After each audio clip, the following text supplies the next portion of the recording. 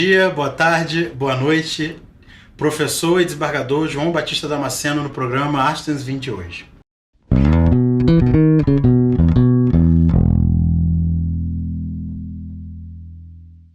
Professor e desembargador João Batista Damasceno, obrigado por receber a gente, Um obrigado prazer pela estar confiança. aqui. Professor. Aliás, eu sou professor da UERJ, e aqui no Tribunal de Justiça eu ocupo uma situação intermediária. Embora ator de segundo grau na Câmara, eu sou um juiz de direito substituto desembargador.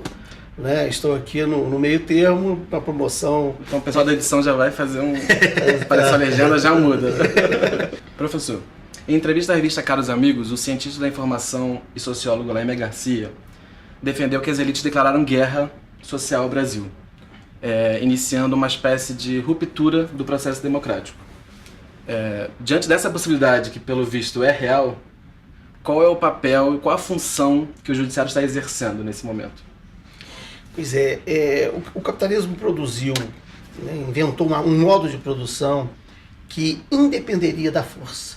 O controle social passou a ser um controle ideológico. Então romperam-se os laços que estabeleciam a escravidão ou a força para a exploração de mão de obra. No presente momento, o capital parece, que depois da queda do Muro de Berlim e muito mais recentemente, de que não precisa mais atuar de outro modo para estabelecer dominação ou conformações sociais. E daí essa guerra da elite, essa guerra que tem sido estabelecida pelos donos do capital, ao mundo do trabalho. E o judiciário, por vezes sem compreender o seu papel, atua para garantir a ordem, sem efetivamente compreender que está mantendo uma ordem justa, está mantendo essa nova forma arcaica de atuação do capital contra o mundo do trabalho. Então, professor, nos últimos anos, os juízes eles passaram a ser atores dos rumos políticos do nosso país. Movimento que muitos chamam de ativismo judicial. Como esse tipo de ativismo contribuiu e contribui para o cenário de insegurança jurídica que vivemos nessa nossa já destroçada, despedaçada democracia brasileira? Pois a expansão do poder judiciário é um fenômeno mundial, nos países que adotam um modelo de funcionamento dos poderes como o que nós adotamos no Brasil, que é o modelo ocidental. Efetivamente, que o Brasil tem as suas peculiaridades, e o judiciário sempre foi politizado. Não teve coisa mais politizada do que o judiciário na Primeira República. A história do Brasil é uma história com o judiciário politizado, desde o juiz na colônia, que era o juiz de dentro, o juiz local, que era o presidente da Câmara, que era o coronel, no Império, que ele era nomeado e removível, na Primeira República, que ele era aliado também ao coronel, e isso não poderia sair do contexto. Então, a politização da justiça é um fenômeno do judiciário, dessa função na história do Brasil. Neste momento de expansão do poder judiciário, nós temos este protagonismo, quando outros atores que atuavam, que tinham aí uma forte inserção, se recuaram. Agora nós temos que fazer uma distinção entre o que é ativismo, porque essa palavra também é muito solta, e que pode expressar tanto um juiz que vai além das suas atribuições, quanto a realização plena, a realização substancial e não apenas formal do direito, da ordem jurídica. Então, essa palavra ela fica meio no vácuo, aí, com uma imprecisão conceitual. Agora, pior que o ativismo é o voluntarismo judicial. E aí o que nós temos, por vezes, visto no Brasil é um excessivo voluntarismo que leva a determinadas decisões à margem da lei, como, por exemplo, vou citar apenas uma delas, uma condução coercitiva para prestar depoimento de uma pessoa que não foi intimada previamente e desatendeu a intimação. Esse é um exemplo, poderia dar outros, de divulgação de conversas telefônicas de quem não é investigado. Isso é voluntarismo, isso sequer é ativismo, porque isso sequer é um protagonismo para a realização da ordem jurídica. Isso é a realização de vontade pessoal ou atendimento a interesses não explicitados. É tipo a literatura jurídica, essa questão das provas, enfim. Então, isso deixa de ser ativismo, né? Porque nós podemos dizer um juiz que tem compromisso com a realização da ordem jurídica e que exercita os poderes que lhes são deferidos no âmbito do deferimento, sem extrapolar, nós podemos dizer que ele também exercita um certo tipo de ativismo. Não é um juiz completamente inerte, né? Ele não tem interesse no resultado da causa, mas tem interesse no fim da causa, né? A garantia da ordem. A garantia, eu vou seguir da realização daquele processo. Ele tem interesse em que o processo chegue ao fim, né? Então, nesse sentido, nós podemos dizer que é um juiz proativo, um juiz ativista, sem interesse na causa. Mas nós temos também, né, podemos ter a figura que faz o que está na cabeça, que bate no peito assim, porque eu quis, né? A lei não autoriza, mas a literatura jurídica me autoriza, não tem prova, mas eu condeno porque eu acho que ele tem cara, né, de culpado. Isso não é ativismo, né? Isso é um voluntarismo à margem da legalidade. Professor, aproveitando o seu gancho, falando dos limites do judiciário, a gente sabe que não existe regime de exceção sem o suporte do judiciário. Foi assim no nazismo, por exemplo. Então a minha pergunta é, existe um limite de atuação no judiciário até para que ele não se confunda e passe a atuar por esse regime de exceção?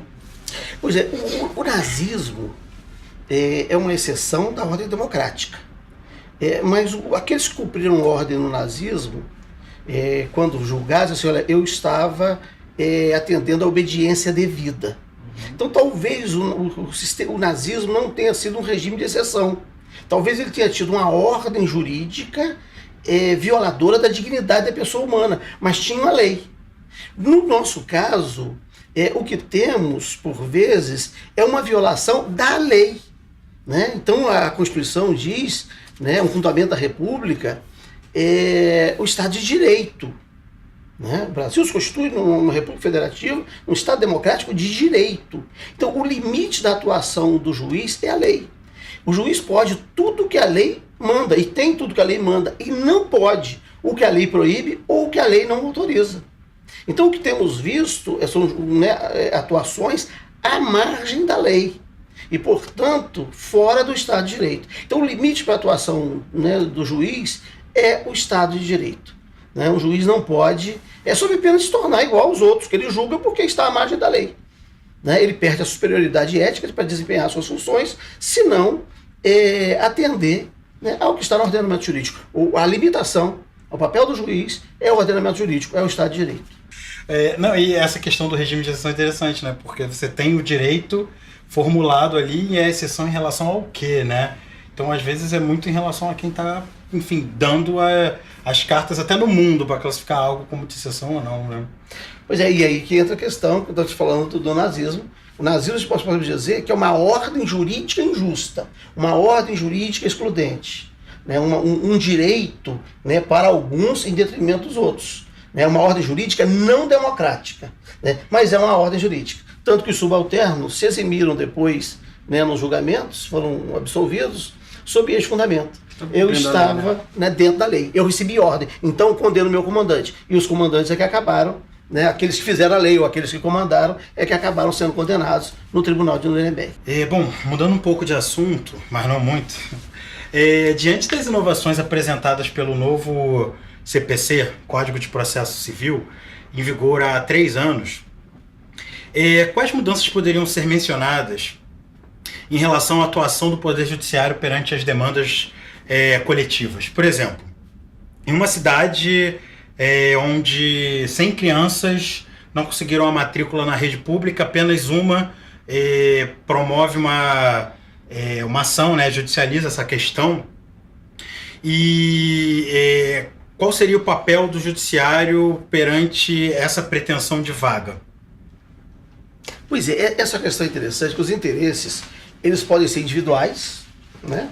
O interesse de um indivíduo, interesse coletivo de um determinado grupo, né, social, pode ser, por exemplo, só dos vascaínos, né?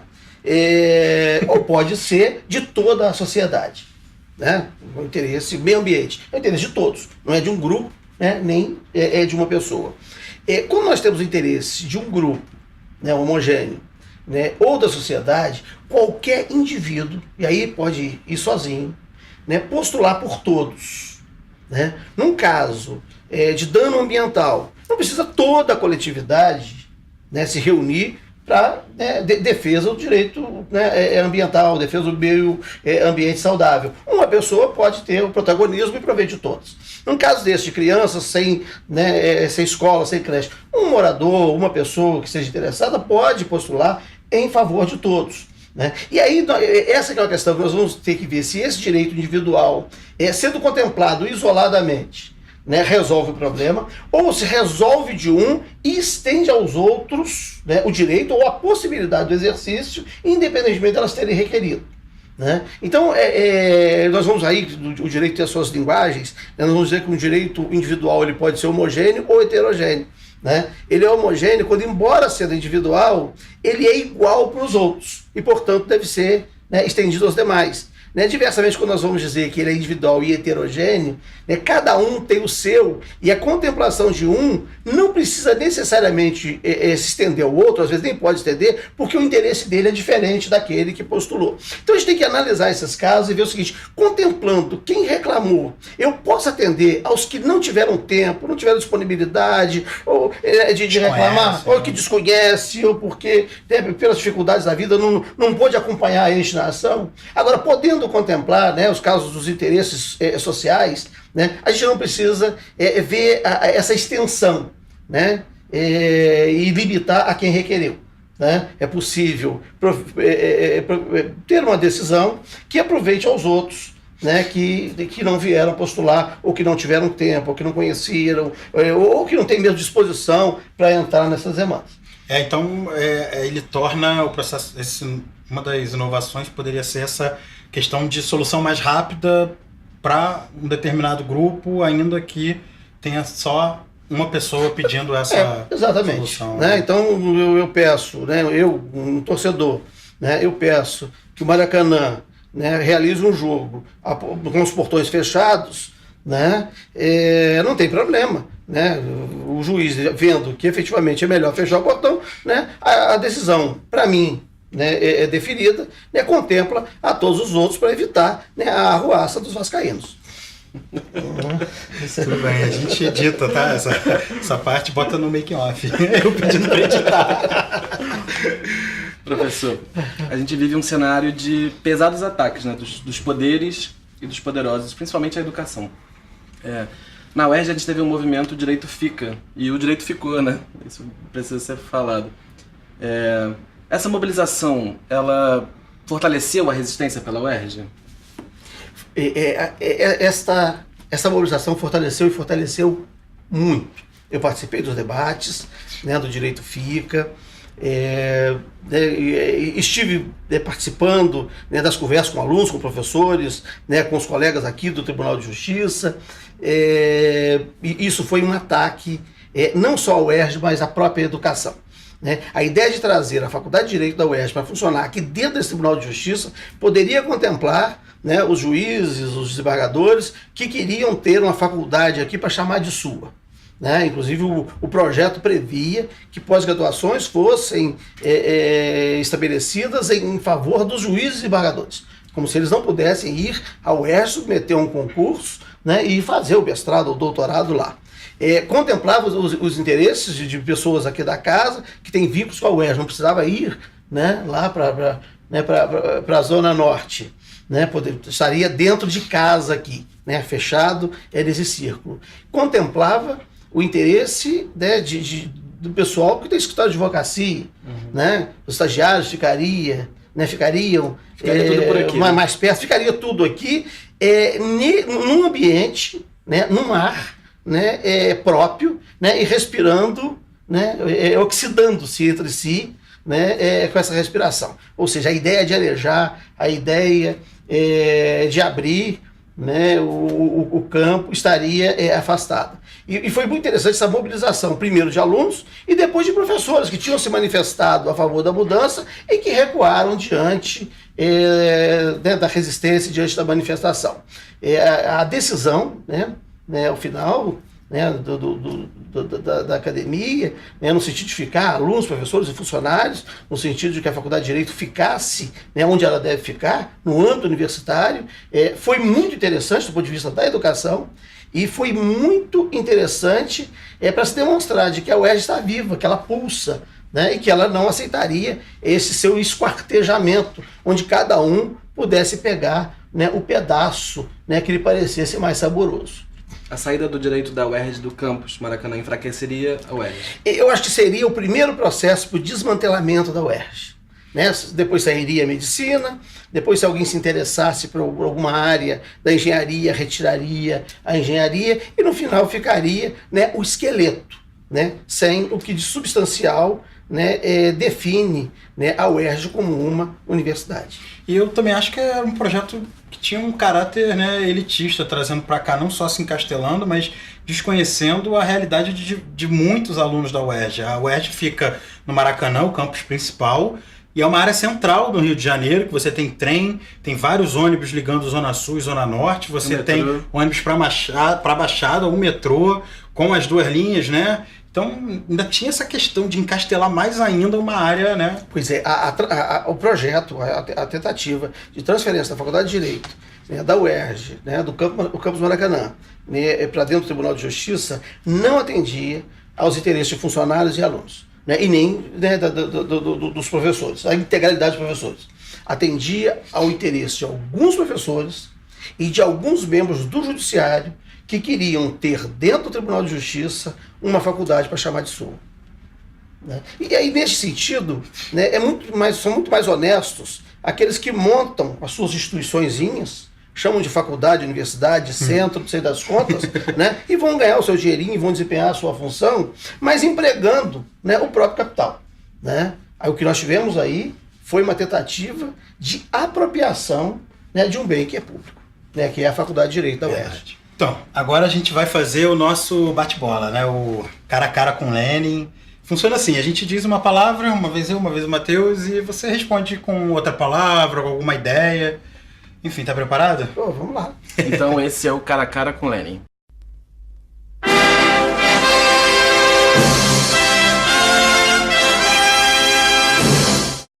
UERJ. O embrião, né, do ensino público e de qualidade no Brasil. Né, quando nos anos 30 se rechaçou, né, o confessionismo e o particularismo da educação no Brasil com Anísio Teixeira. Professor.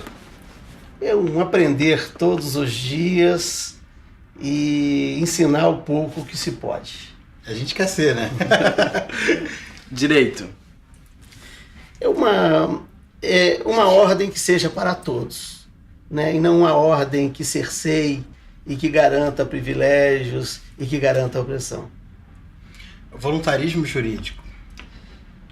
Cada um fazer o que está na cabeça em completa desobediência, né, o que está na ordem jurídica, né, e decidir previamente e buscar apenas as justificativas posteriores. Direitos humanos. É o que nos caracteriza como humanidade. Né, há de ser universal, há de ser reconhecido a todos. E todos, né, não pode excluir ninguém. Democracia. É a razão da maioria, mas não só a razão da maioria. É a razão da maioria com absoluto respeito às minorias. Literatura jurídica. Literatura jurídica é algo maravilhoso, né, fundamental, mas que não pode servir como justificativa quando não se tiver, né, prova contra um acusado. Porque aí não é literatura jurídica. Aí é argumentação, né? Aí é retórica. Então nós precisamos, né, distinguir literatura jurídica de retórica para justificar o injustificável. Muito obrigado. Obrigado por ter As sido perguntas maravilhosas. Né? A gente marca Você outra, podia ter né? vindo com uma camisa melhor, assim, uma camisa tipo do mas- América. Não, você podia Eu ia ter vir vindo com com a do a do América. Eu acho que. eu acho que Na próxima, você todo com a mundo de América, camisa de todo mundo de futebol. camisa. Eu acho que Então. fica bom. Tá. Aí eu vejo, se todo mundo vier com camisa de futebol, Ou a eu gente venho com a marca camisa do fora América. daqui, então. Tá ótimo, Não, tá beleza. beleza.